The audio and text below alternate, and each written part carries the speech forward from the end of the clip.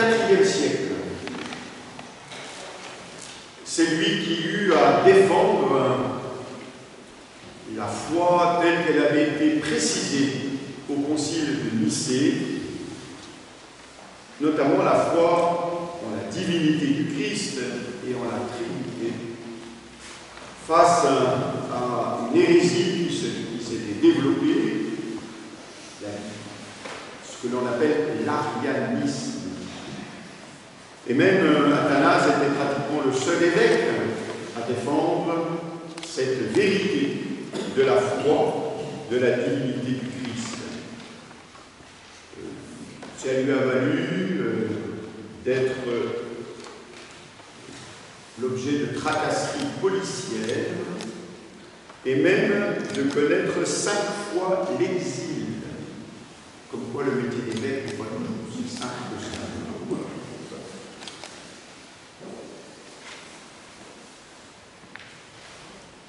Nous demanderons à saint Athanase de nous aider à être nous-mêmes de vrais témoins de la foi du Christ Jésus, Dieu fait homme. Et nous nous préparons à entrer dans la célébration de celui-ci en reconnaissant que nous avons péché.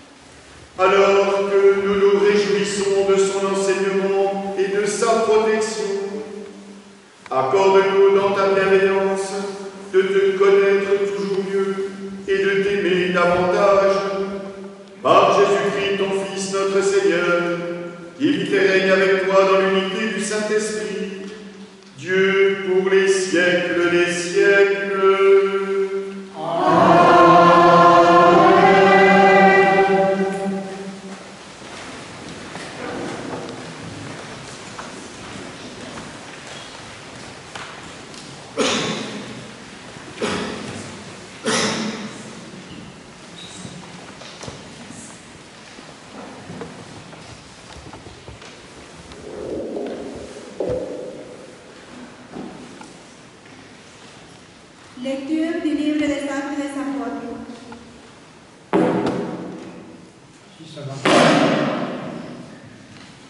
En ces jours-là, comme la conversion des païens provoquée dans l'église de Jérusalem une intense discussion, Pierre se leva et leur dit: Frères, vous savez bien comment Dieu, dans les premiers temps, a manifesté son joie parmi vous. C'est par ma bouche que les païens ont entendu la parole de l'Évangile et sont venus à la foi. Dieu, qui connaît le cœur, leur a rendu témoignage en leur donnant l'Esprit Saint, tous comme à nous, sans faire aucune distinction entre eux et nous. Il a purifié le cœur par la foi.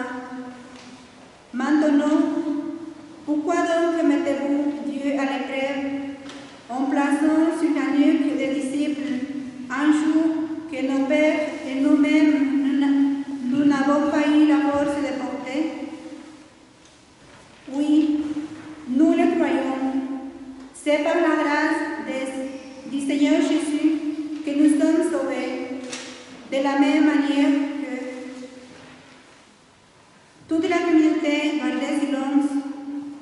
Puis on écouta Barnabé et Paul exposer tous les signes et les prodiges que Dieu avait accomplis grâce à eux parmi les nations. Continue terminé. Jacques prit la parole et dit: Frères, écoutez-moi. Simon-Pierre vous a exposé comment, dès le début, Dieu est intervenu pour prendre parmi les nations un peuple qui sont à nous, qui sont à son nom. Les paroles des prophètes s'accordent avec cela, puisqu'il est écrit: Après cela, je reviendrai pour reconstruire la demeure de David qui s'est écroulée. Je reconstruirai les parties effondrées. Je la redresserai. Alors le reste des hommes cherchera le Seigneur. Oui, toutes les nations sur lesquelles mon nom a été invoqué déclarent le Seigneur, qui fait ces choses connues depuis toujours. Dès lors, moi, j'estime qu'il ne faut pas tracasser ceux qui, venant des nations, se tournent vers Dieu, mais écrivons-les sans s'abstenir des souillures des idoles, des unions illégitimes, de la viande non saignée, et disons. Car depuis le temps les plus anciens, Moïse a dans chaque ville des gens qui proclament sa loi, puisque dans les synagogues on fait la lecture chaque sabbat. Parole du Seigneur.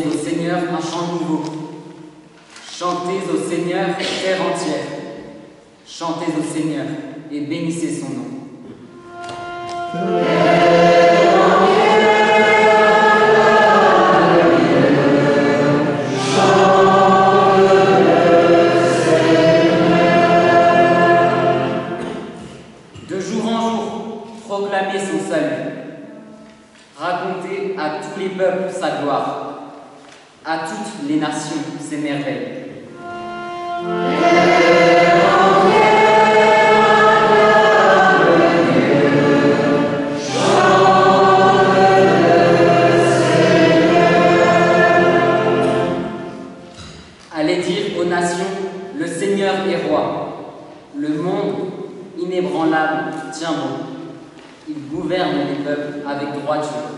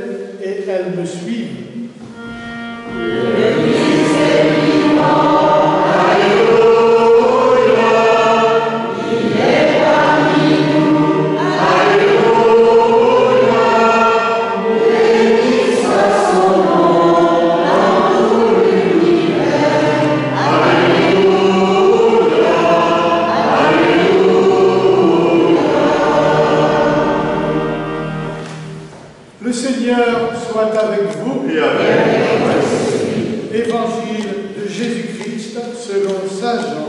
Gloire à toi, Seigneur. En ce temps-là, Jésus disait à ses disciples, « Comme le Père m'a aimé, moi aussi je vous ai aimé. Demeurez dans mon amour. Si vous gardez mes commandements, vous demeurerez dans mon amour. Comme moi, j'ai gardé les commandements de mon Père et je demeure dans son amour. Je vous ai dit cela pour que ma joie soit en vous et que votre joie soit parfaite. » Acclamons la parole de Dieu. Louange à toi, Seigneur Jésus.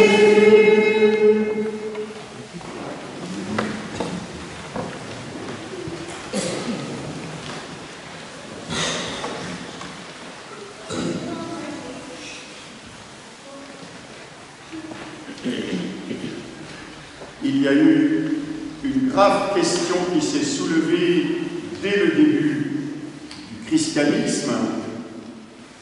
Faut-il devenir juif pour devenir chrétien? Nous le savons, Jésus était juif, ses premiers disciples sont juifs, et même les premiers à entendre au-delà des disciples le message de l'Évangile sont juifs. Et puis voilà que, petit à petit, l'Évangile va être annoncé aussi aux païens. Et il va y avoir un débat. Certains disant qu'il faut absolument être juif pour pouvoir devenir disciple de Christ. À l'époque, vous le savez, les Juifs sont une toute petite portion sur l'Empire romain. Ils ont une caractéristique principale, c'est qu'ils ne reconnaissent qu'un seul Dieu, maître et créateur de toutes choses, quand les païens autour reconnaissent des multitudes de divinités. Il y a d'ailleurs à l'époque des gens qui sont intéressés par la foi juive, mais qui hésitent à faire le pas pour y adhérer totalement. Ceux-là, ils sont appelés à l'époque les craignants Dieu. Il faut dire qu'il y a un obstacle qui peut nous paraître bizarre, mais qui est réel. C'est que l'appartenance à la foi juive se manifeste d'une manière physique pour les hommes par la circoncision. Vous allez me dire, oui, sauf que dans le monde gréco-romain, l'on a l'habitude de faire du sport. Oui, et alors quel est le rapport? Vous savez, vous parlez de l'instant. Comment est-ce qu'on appelle un endroit où l'on fait du sport chez nous? Un gymnase. Eh bien, le mot gymnos, en grec, ça veut dire nu. Parce qu'en fait, le sport se pratique nu.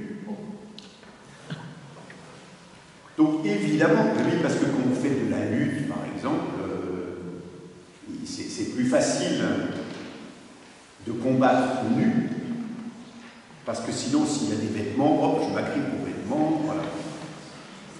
Et entre parenthèses, lorsque vous faites de la lutte, vous mettez de l'huile sur le corps pour que les muscles fonctionnent mieux et que surtout vous échappez à l'adversaire. Et c'est pour ça qu'on met de l'huile des catéchumènes, pour échapper à l'ennemi, qui est le démon. Mais évidemment, en pratiquant le sport nu, tout se voit,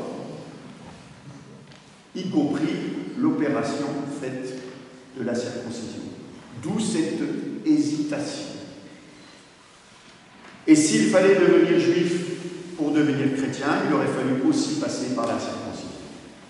Or, et saint Paul va beaucoup insister là-dessus, en fait, c'est bien la marque des chrétiens ne va pas être une marque physique, mais une marque spirituelle.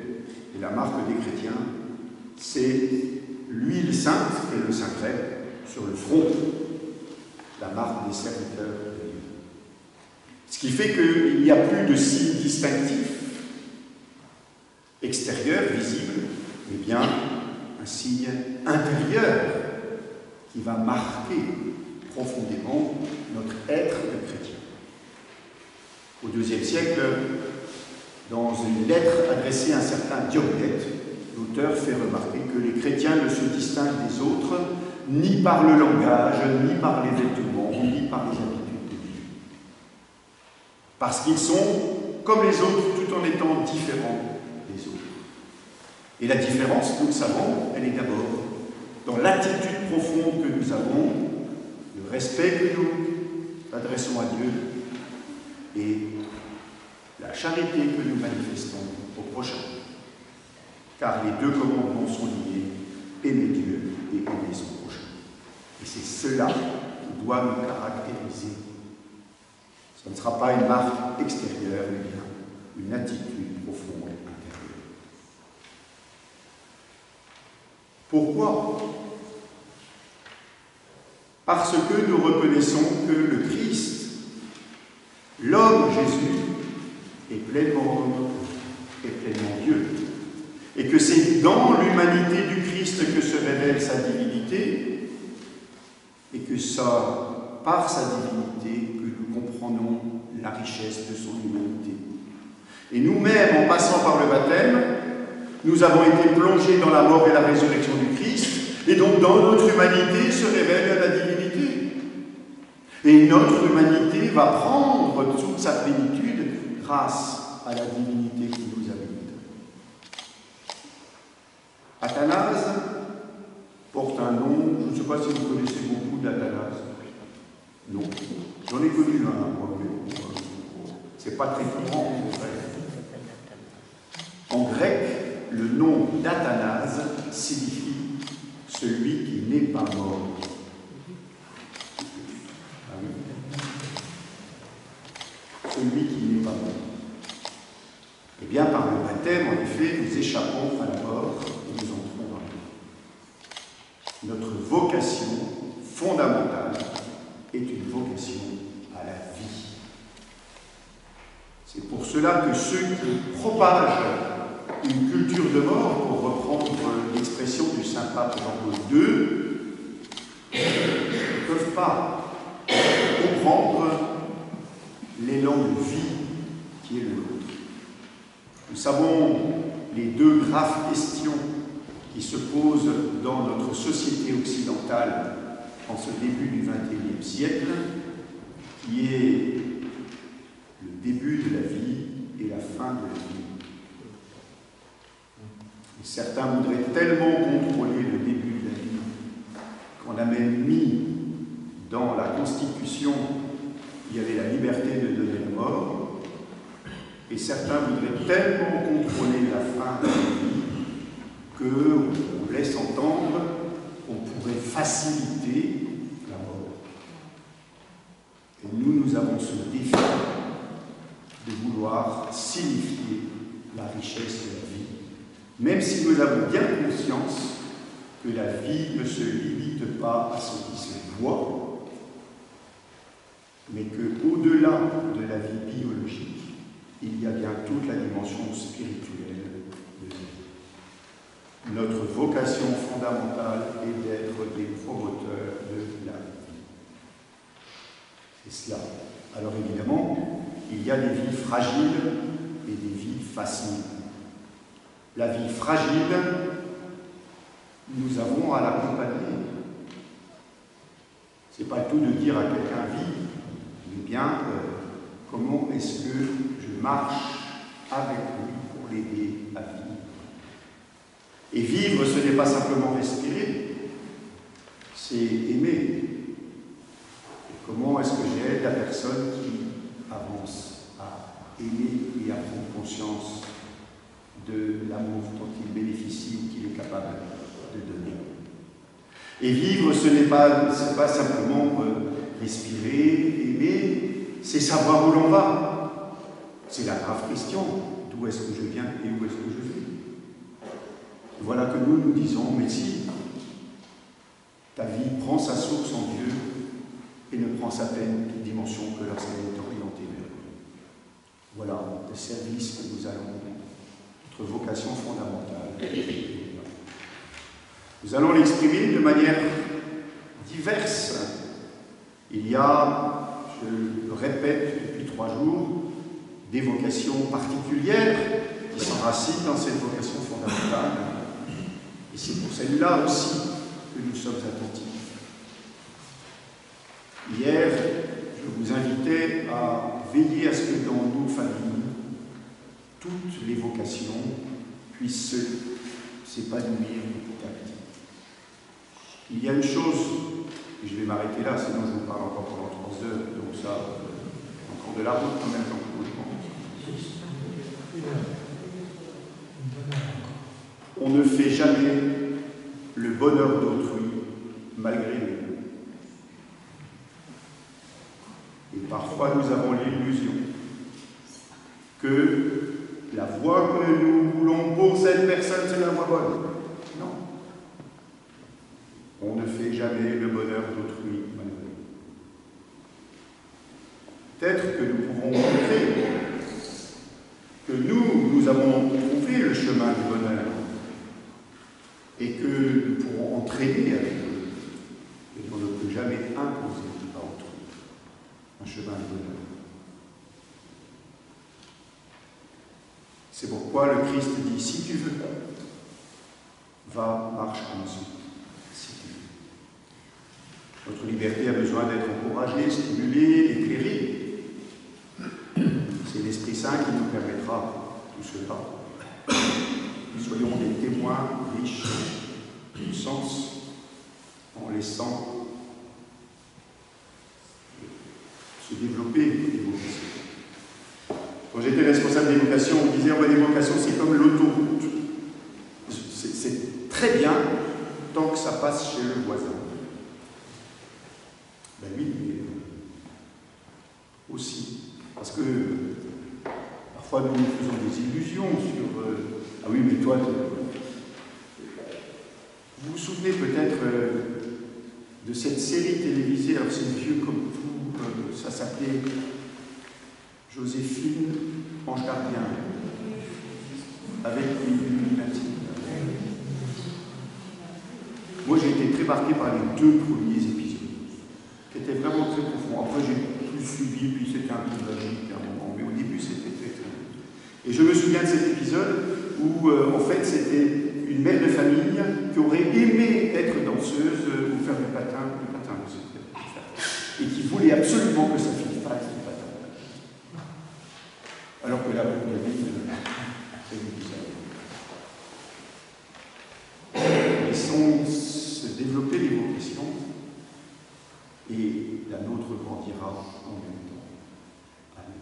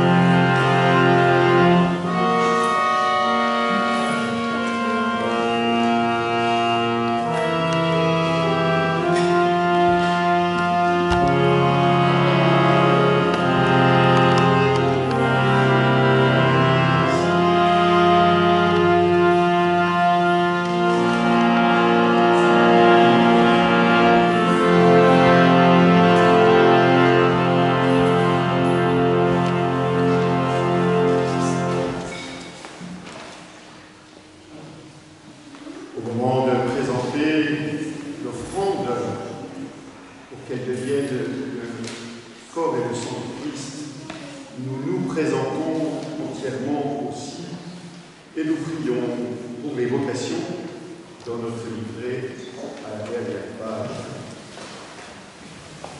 Dieu notre Père, tu fais de nous tes enfants par le baptême et nous t'en remercions.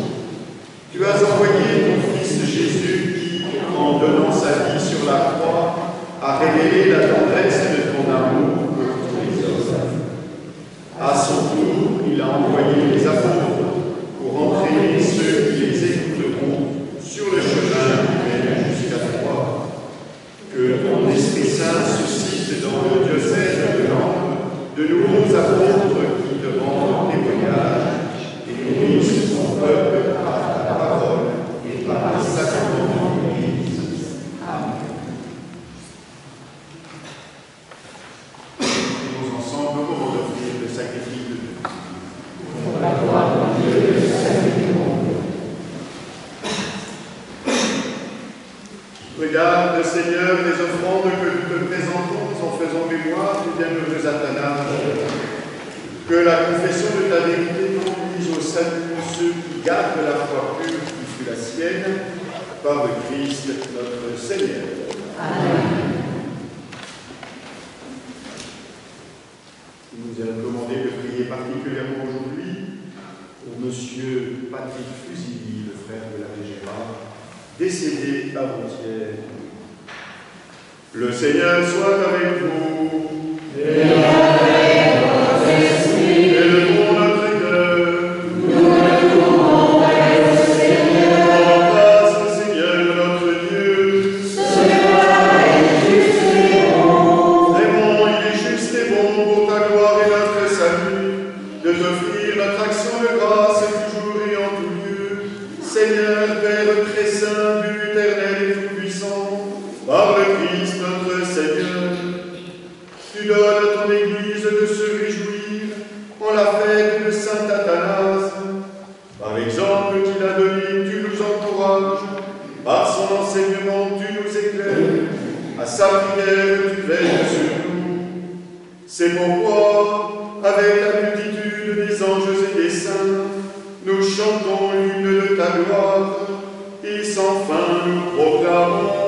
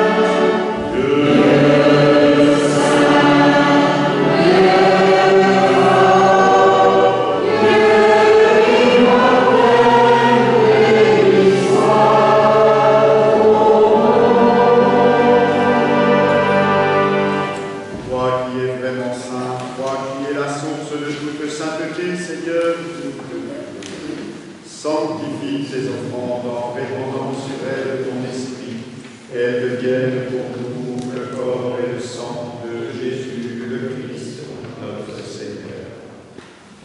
Au moment d'être livré, d'entrer librement dans sa passion, il prit le pain, il rendit grâce et il le rompit et le donna à ses disciples en disant : Prenez et mangez-en tous, ceci est mon corps livré pour vous.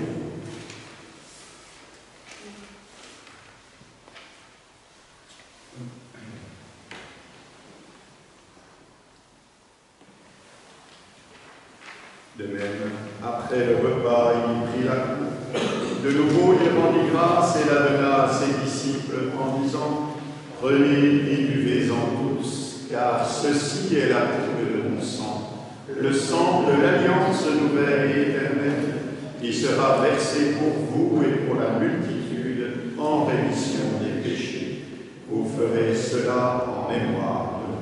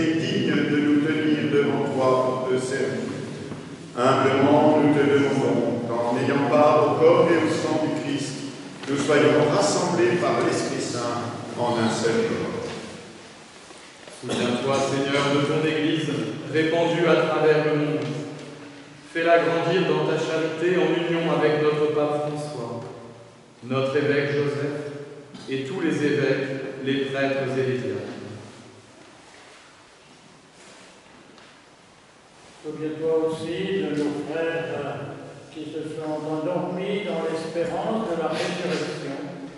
Et souviens-toi dans ta miséricorde de tous les défunts. Accueille-les dans la lumière de ton visage. Sur nous tous, enfin, nous implorons ta bonté.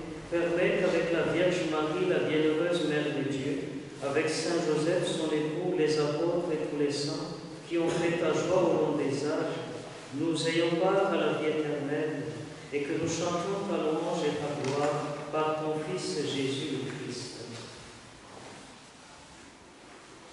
Par lui, avec lui et en lui, à toi, Dieu Père Tout-Puissant, dans l'unité du Saint-Esprit, toute honneur et toute gloire, pour les siècles des siècles.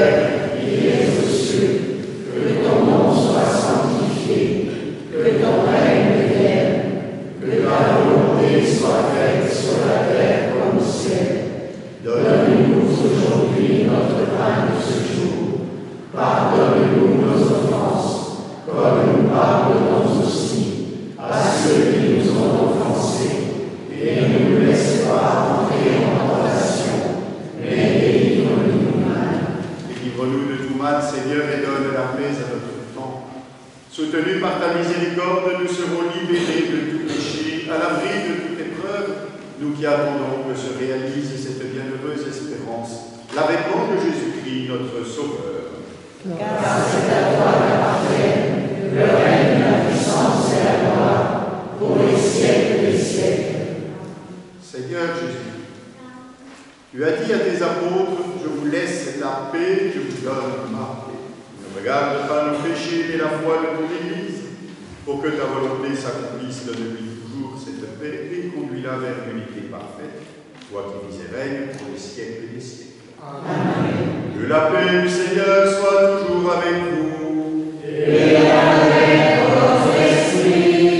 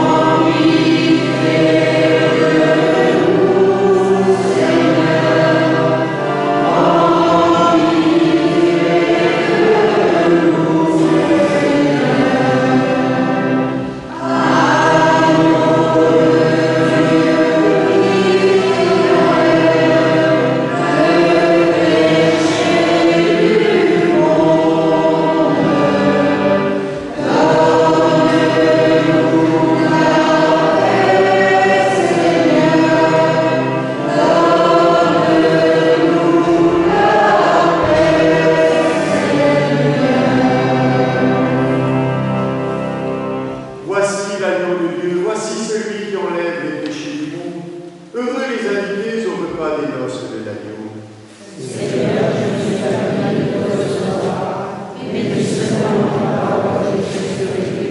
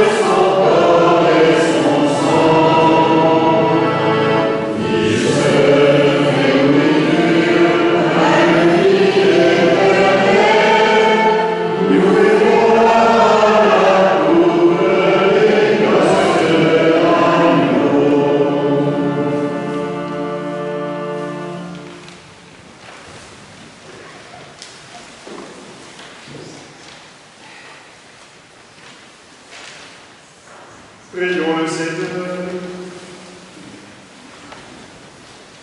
Nous t'en prions, Dieu Tout-Puissant, puisqu'avec le bienheureux Athanas, nous confessons fermement la divinité de ton Fils unique, qu'il nous procure dans ce sacrement la force et la vie pour toujours. Lui qui vit et règne pour les siècles des siècles.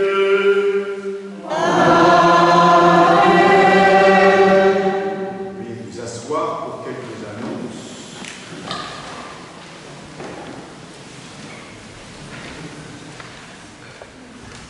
Jean-Claude, à quelle heure nous partons et vers où? Quelle heure il est là, s'il te plaît? 15h. On est dans les coups. On part dans un gros quart d'heure, entre 45 et 16 heures. Très bien. Ça va, Fabrice? Voilà. Avec 15h45. On va faire au plus court, on va prendre la route. Hein, ça va, on devrait avoir à peu près 1 heure. Voilà, 1h20, oui, d'accord. Une bonne heure. Et donc le prochain rendez-vous à Maisonville, 17h30. 16h30. À la salle vers l'église. Avant l'église. Encore 2 petites informations.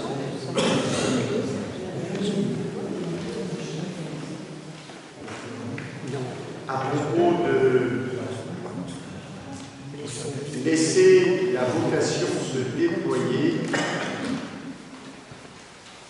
vous m'aviez demandé tout à l'heure de témoigner de ma vocation à l'épiscopat, mais antérieurement, il y a eu ma vocation au sacerdoce. Et après une retraite spirituelle, je dis à mes parents, je crois que je vais rentrer au séminaire. Mon père me regarde et m'a dit une seule chose. Tu sais, il vaut mieux un bon laïc qu'un mauvais curé. Ma mère, elle me dit, ah ben, on fera autant. Mais, quand je suis allé voir le supérieur du séminaire, que je lui ai rapporté cette réflexion de mon père, il m'a dit, mais l'inverse aussi. Il vaut mieux un bon curé qu'un mauvais laïc. Voilà, ça, petite anecdote. Et bon, je ne vais pas tout vous raconter parce que je vous ai dit, sinon on en a pas. Je voudrais remercier particulièrement encore toutes les personnes qui se sont investies dans l'accueil ici, que ce soit hier, que ce soit aujourd'hui. Je suis très touché par la qualité de l'accueil dont nous bénéficions depuis 3 jours. C'est vraiment formidable. Et je vois que les paroisses se sont mises en route, mais au-delà des paroisses aussi, les communes ont été sollicitées et qu'elles répondent bien. Et puis, merci aux personnes qui ont préparé et animé concrètement cette liturgie. Merci Marie-Agnès d'avoir pris sur votre temps. Vous auriez pu aller aux champignons cet après-midi. Les escargots aussi. Non, c'est pas encore ouvert. Il y a parmi nous 2 jeunes filles qui viennent de Bretagne et qui s'en vont sur Rome. Et je vais leur donner une bénédiction spéciale. Venez donc au milieu et comme ça vous serez pleins de la force de Dieu.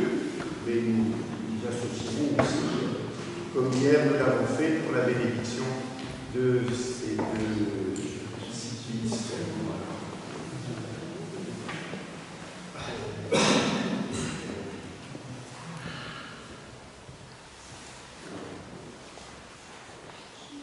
Le Seigneur soit avec vous. Et avec votre esprit. Dieu lui-même est la gloire et le bonheur des saints. Il vous donne le réconfort de leur prière.